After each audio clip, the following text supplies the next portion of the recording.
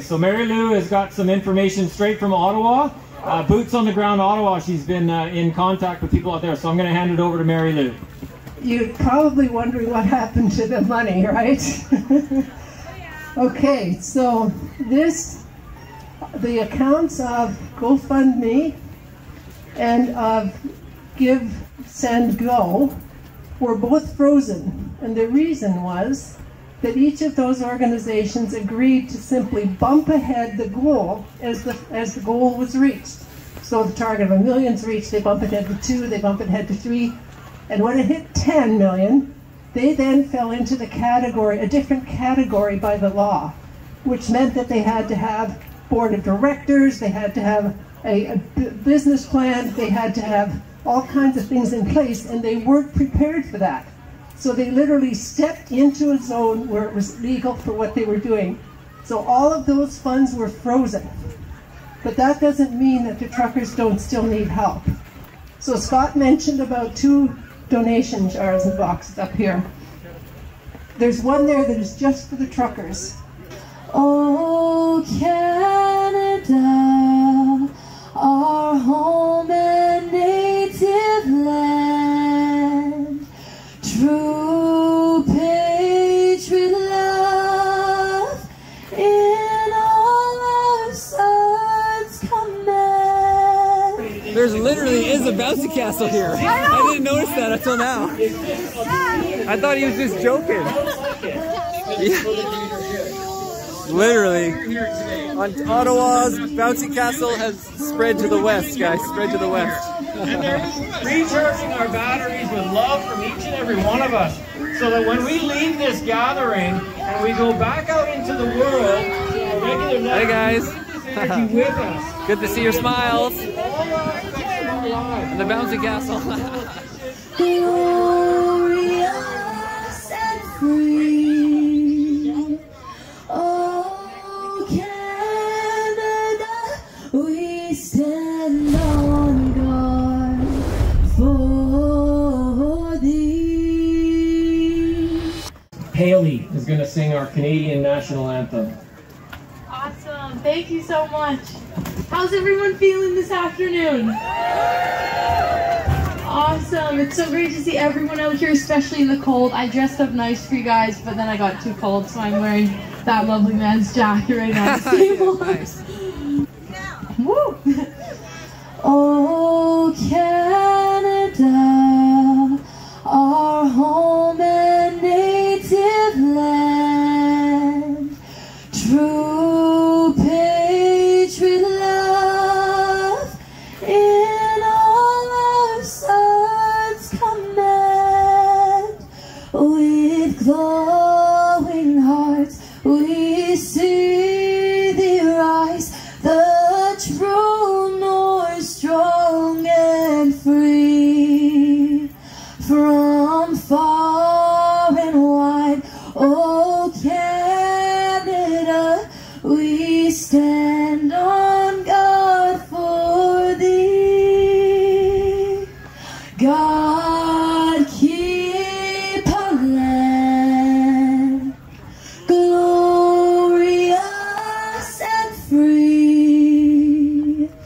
Oh, Canada, we stand on guard for thee. Oh, Canada, we stand on guard for thee.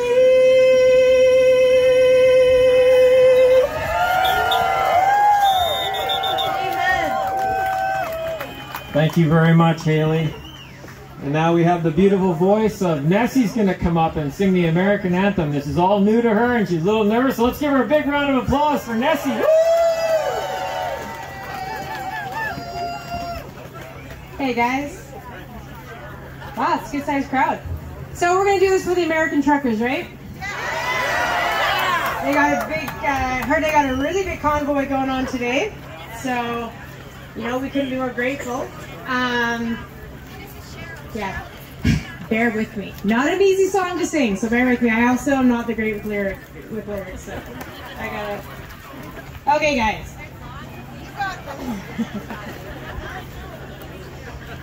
Oh, see, can you see by the dawn's early light what so proudly we hailed at the twilight's last gleaming, whose broad strides and bright stars through the perilous fight.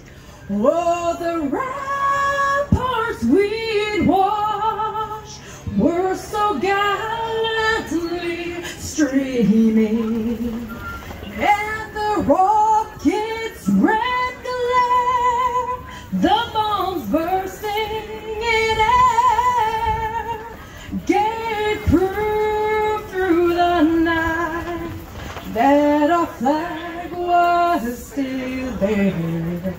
Whoa, say, does that star-spangled banner yet wave? Oh, the land of the free and the home of the brave.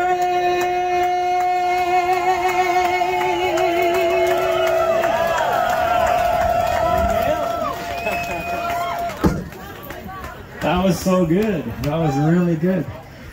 Thank you so much, Haley and Nessie, for singing those anthems. And next we have Mary Lou. Mary Lou is organizer of one of the organizers of the Penticton for Freedom group. Incredible woman, just so far-reaching, looking to the future with policies for politicians and book study groups. This lady represents a lot of what our future looks like, and that's like parallel societies and rising above government and creating our own way of doing things. So Mary Lou has got some information straight from Ottawa. Boots on the ground Ottawa. She's been in contact with people out there, so I'm going to hand it over to Mary Lou.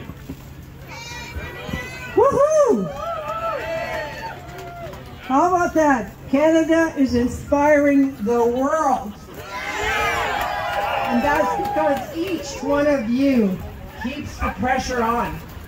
Trudeau is weak right now. He he revoked the Emergency Act because they were about to force him to. And he would rather do that than look like a jerk. So the biggest thing for our politicians is to make sure that they feel shamed. Make sure that they feel embarrassed. Make sure that they know we know what they're doing. But we'll do it politely and non-violently and prove to them that there's humanity left, even though they're trying to beat it out of us. So I was really fortunate this morning to be on a Zoom call with the man who started Police for Freedom, the worldwide movement, who is in Ottawa. He's connected with the military, the retired military. He's connected with the police there, and he's also connected directly with the trucker organizers. So some of the truckers did leave Ottawa, but there still are a lot of them there. What they did was clear the areas that had been made forbidden areas for the truckers to be. But they left because they were concerned that even though they were peaceful and would not be pushed into violence, no matter what the police did, no matter what Trudeau did, they were concerned about the innocents who were being harmed by Trudeau's aggressive actions.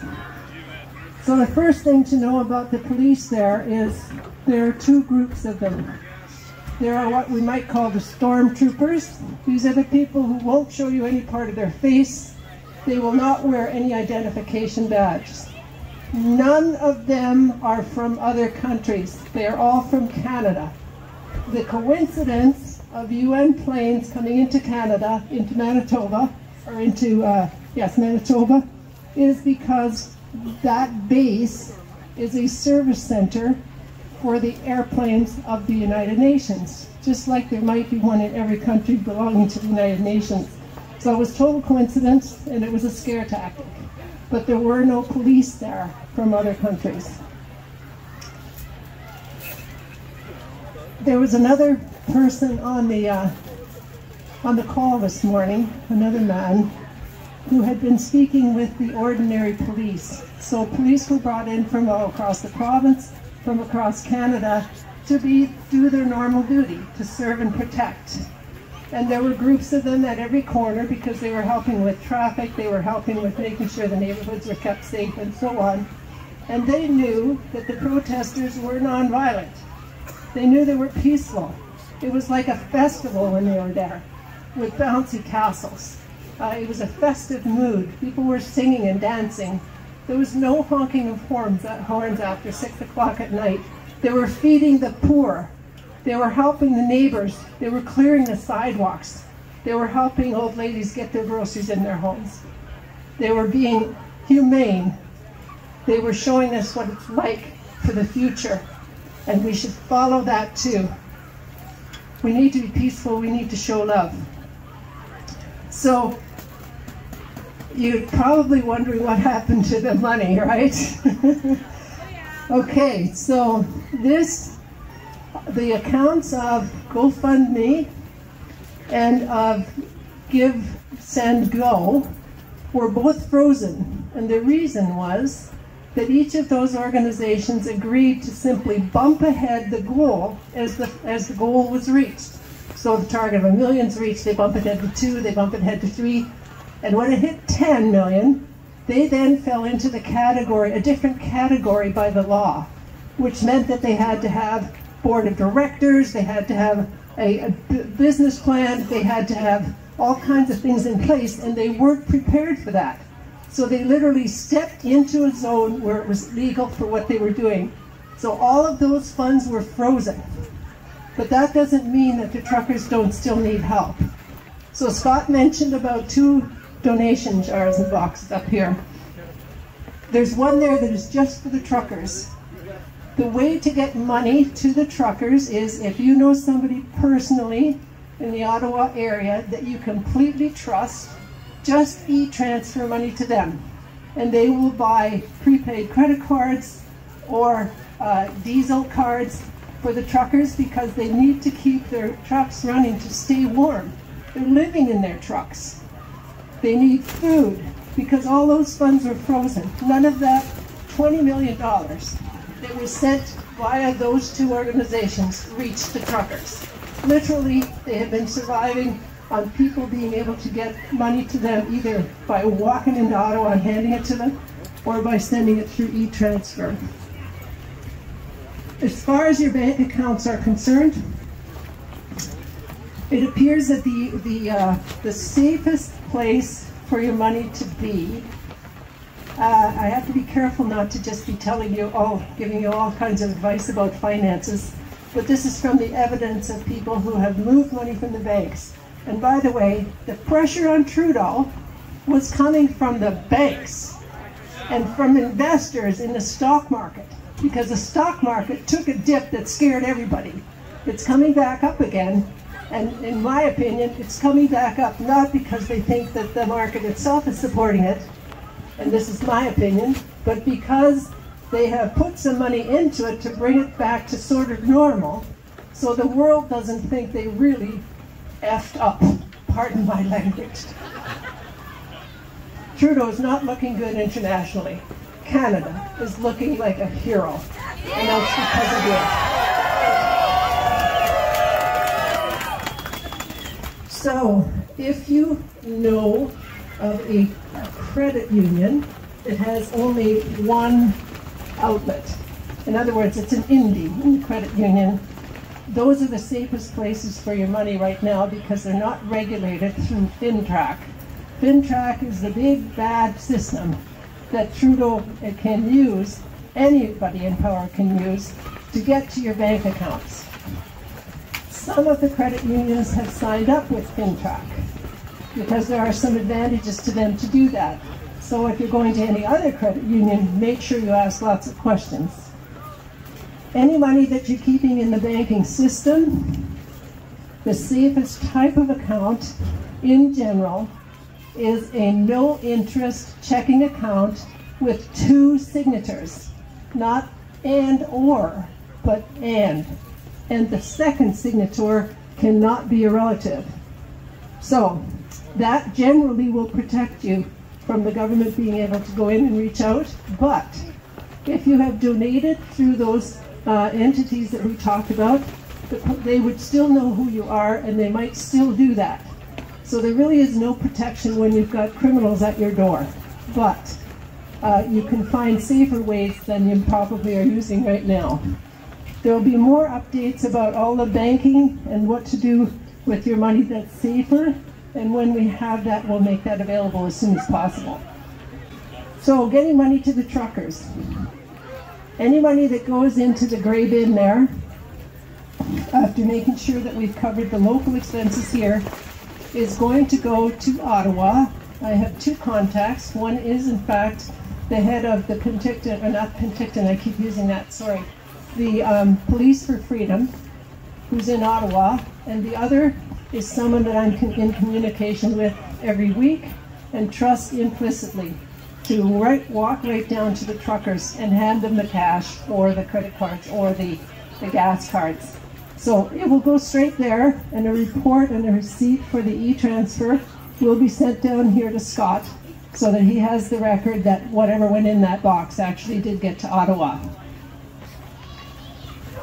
And if you know somebody who's there, if you have a friend or a relative in and around Ottawa that you completely trust to deliver to where you want it delivered, just send them e-transfers. Safest way.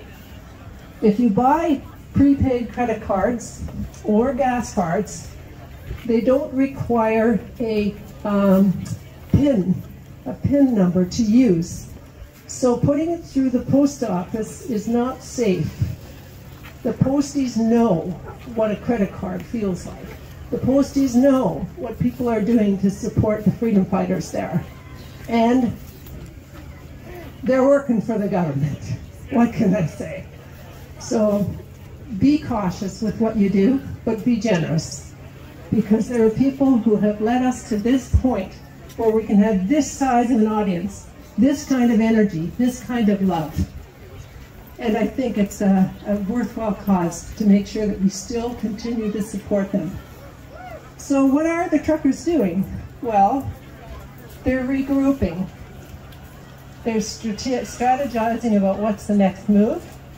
They know that if you push Trudeau too hard, Trudeau is going to start beating people up through his stormtroopers. And they don't want to, it is tyranny, you're right. But we are here living in it. And the people around the world who have succeeded the most, who have been tyrannized by other governments, they have won through peaceful resistance. And you can name some of the heroes yourself. But one of the things that I remembered that it had happened, and I researched to find out whether my facts were right, was called the Baltic Way. And that was from Tallinn, Estonia, through Latvia to Vilnius, Lithuania. And I was very fortunate a number of years back to stand on the spot in Lithuania, in Vilnius, where the last person in that line was. There were 2 million people, hand to hand, singing songs with candles out there. And that is what the world saw from the satellites in the sky. And when that news hit, it was, the governments were exposed to the world, and right now we're not even sure if there's someone out there who can help us, so we're going to have to help ourselves. By the way, that was 675.5 kilometers of a human chain. There's talk about doing that in Canada, but keep in mind that there's more like 8,000 kilometers. So when you're deciding which activities you're going to back, stay local and connect community to community. And this was one of the biggest messages from Ottawa, from the truckers. if you think of it this way, what we're looking for is an upside-down pyramid. Right now, we've got one world government, and then the leaders of the countries, and then the provinces, and then the towns, and then us. But the individual is what this is supposed to be about. So each one of you is at the top of the pyramid. The next level down is your neighbors and friends. Make sure that you're strong in that community. And my advice is to meet with them, go for a walk, leave your phones at home, and do whatever strategic thinking and talking you need to make sure that you can support each other no matter what happens. Because without that small group, no large group can help you, because every large group comes from many small groups forming together. And on that note, one of the strategic suggestions from Ottawa is don't try to center on one major project. Many projects spawned at the local level with individuals who had good ideas. These are the things that are going to bring that government or those people down. We don't want to really tear down our whole structure. Not right away. It's already ruined. So we need to build it from the bottom up. So the next level after your neighbors is your community. Run for office. Get support from people who can understand how that all works and who have ideas that will help you actually vote for things that are in favor of the individual rights. The other thing was to remember that provincial mandates, by the way, mean nothing to the federal government. And this is a lifelong battle. We will not see a whole new society in our lifetimes, but we can create something to pass on to our children and our grandchildren and our great-grandchildren. So hold the line.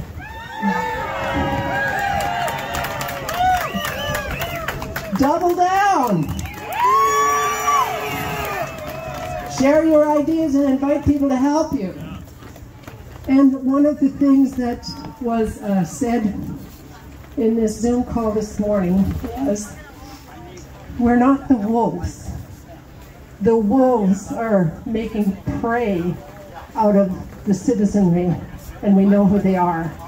We're not the sheep, but we are the shepherds protecting the sheep from the wolves. Carry on.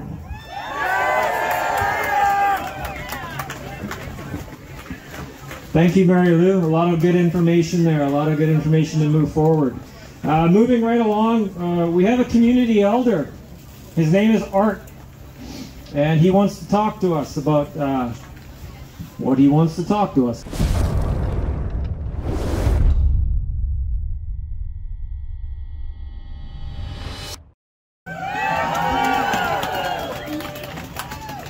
We, the people, are the right masters of our government and the courts, not to overthrow the Constitution, but to hold accountable the men and women who would pervert our constitutional rights on behalf of the World Economic Forum.